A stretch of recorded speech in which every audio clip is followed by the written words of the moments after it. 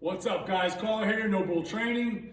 The kettlebell deadlift. So one of a staple in your program, or at least it should be. It definitely is here at No Bull Training. So we're going to regress a little bit. So a lot of people just don't hinge well. What is a hinge? Anterior pelvic tilt.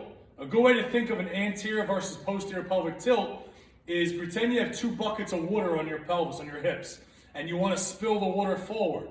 You would anteriorly tilt. So you get lumbar extension slightly, but the pelvis rolls forward. A posterior pelvic tilt, think squeeze your glutes, boom, that's a posterior pelvic tilt. We want to find neutral, meaning we don't want excessive extension in the lumbar, and we definitely don't want flexion. So you want somewhere in the middle. So when I teach the deadlift, I try to teach clients, not too far anterior, not too far posterior. Find a good position and lock. So you can crunch your abs, flex your quads, squeeze your butt. So everything's locked tight. So if they try to get on top of a heavy kettlebell, what happens is if it's too heavy, what do? They round. Or some people over-exaggerate that lumbar lordosis. And you can get back pain both ways. So there's got to be a happy middle somewhere. So first things first, can you use a dowel rod to hinge? So a hinge, anterior pelvic tilt, chest up, shoulders back, head neutral. I want to push a door behind me open with my hips. So I'm not squatting. I'm not going down, up and down vertically. My hips go horizontal. So soft knee, hips back, back, back, back. You should feel like you're going to fall back. That's a good indicator that you're hinging for the swing or the deadlift. So a great tool here, a piece of PVC pipe. Notice what I do here. I lock it to my pelvis, my coccyx technically. So my hip, my upper back, and my head. So 3 points of contact. So ready? If I hinge properly, 3 points of contact maintained. If I do something wrong with my head, no contact. If I do something wrong with my back, no low. So if I round, look what happens. Good position, poor position. Good position, poor position. So we have to make sure clients can just be here and get nice and comfortable. Now, there's a whole nother gist to this. How much knee flexion? That's a great question. Approximately 7-degree knee flexion recruits more glute.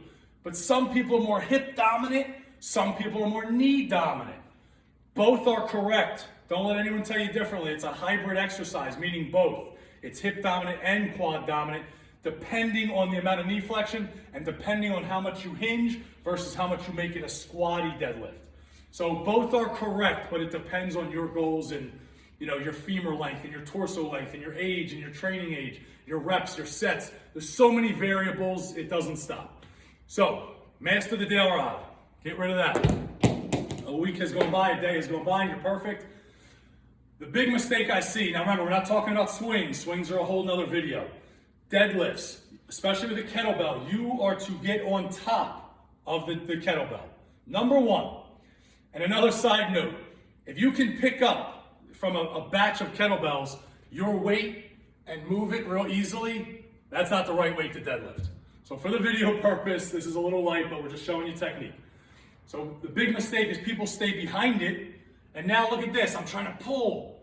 I'm not tight, so now I've lengthened and it put my back in a very awkward, bad position.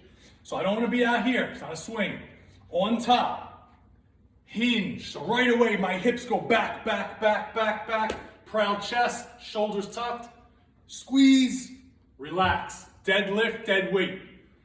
Don't get into the habit of bouncing or not touching the floor. Notice how far back my hips are.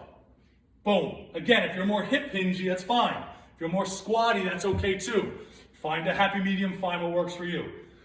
Depending on how you were born, you have a certain ball and joint socket in your acetabulum of your hips.